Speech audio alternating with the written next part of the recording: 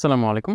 এখন আপনাকে ফেসবুকের কিছু জিনিস দেখাচ্ছি যেগুলো হয়তো আপনার কাজে দিবে কাজ করার সময়। এখানে দেখেন আমি একটা পোল লঞ্চ করছিলাম। এখানে আমি যে রেজাল্টগুলো পাচ্ছি এগুলো পার্সেন্টেজে পাচ্ছি। আমি যদি এটাতে সিলেক্ট করি, দেন সি অলে যাই। তারপরও কিন্তু আমি এখান থেকে প্রত্যেকটার পার্সেন্টেজ দেখতে হলে এখানে প্রত্যেকটাতে ঢুকা লাগতেছে অ্যান্ড আমি কিন্তু সর্টেডভাবে পাচ্ছি না। মানে কোনটাতে সবচেয়ে বেশি হলো, কোনটাতে সবচেয়ে কম হলো। মানে এখানে যদি 15-20টা অপশন থাকতো আমার কিন্তু প্রত্যেকটাতে ঢুকে দেখা লাগতো যে কয়টা ভোট পড়ছে। তো এটা সহজ একটা উপায় হলো আমি জাস্ট এই টাইমটাতে ক্লিক করব। টাইমটাতে ক্লিক করার পর আমি এরকম আলাদা একটা পেজে আসলাম। আলাদা একটা পেজে আসার পর আমি জাস্ট এইখান থেকে আমার ব্রাউজারের লিঙ্কে www ডটের জায়গায় ডট লিখে দিব। তাহলে দেখেন মোবাইল ভার্সনে চলে গেল অ্যান্ড এইখান থেকে আমি কিন্তু প্রত্যেকটা ভোট আলাদা করে দেখতে পারতেছি, কোনটা সবচেয়ে বেশি, কোনটা তার চেয়ে কম, কোনটা তার চেয়ে কম, এভাবে সিরিয়ালি কিন্তু আমি দেখতে পাচ্ছি ডেটাগুলো। তো এখানে দেখেন 85টা ভোট ছিল, টেকনিক্যাল নলেজ কম। তারপর এইভাবে ভোটগুলো আমি কাউন্ট করতে পারতেছি। এটা একটা সুন্দর ওয়ে। এখন আমি কি করছি, আমি m.facebook.com লিখে আমার পার্সোনাল প্রোফাইলে লগ ইন আছি এখন। তো এখান থেকে আমি জাস্ট আমার মেসেঞ্জারে যাব। মেসেঞ্জারে যাইতে হলে আমি জাস্ট এখান থেকে মেনুতে গেলাম, দেন এখানে মেসেজের একটা অপশন দেখতে পাচ্ছেন। মেসেজে যদি যাই আমি, তাহলে এখানে আমার সবগুলো মেসেজ আমি দেখতে পারতেছি।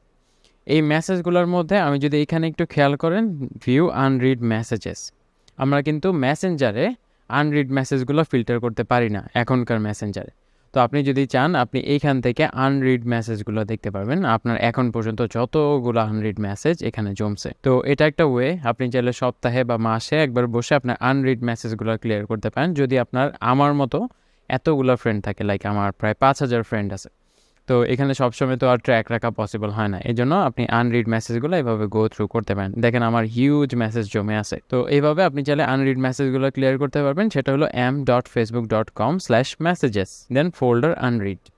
আমি দরকার হলে এই লিঙ্কটা আপনার ভিডিও ডেসক্রিপশনে দিয়ে রাখবো। আরেকটা জিনিস আপনাকে দেখাই, আমি এখন ফেসবুকের ডেস্কটপে আছি। এখানে ধরেন আমি আমার টাইমলাইন স্ক্রল করতেছি। তো স্ক্রল করার সহজ একটা ওয়ে হলো আপনার কে যে বাটনটা আছে কিবোর্ডে, আমি যদি কে বাটনটা প্রেস করি তাহলে আমি একটা একটা পোস্ট দেখতে পারবো। মানে একটা একটা পোস্ট অটোমেটিক স্ক্রল হবে।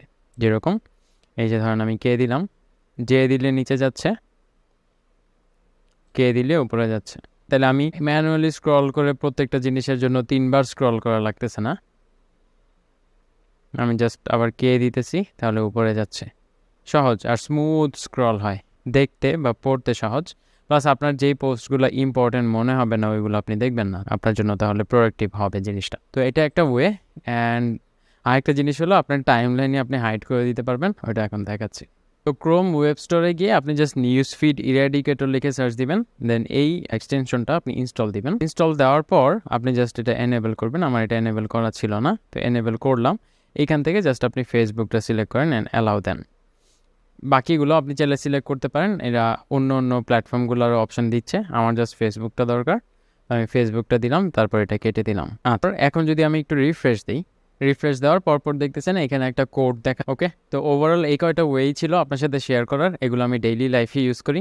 আই হোপ আপনার এগুলো অনেক হেল্প হবে। অ্যান্ড আপনার কেমন লাগছে একটু জানান কমেন্ট।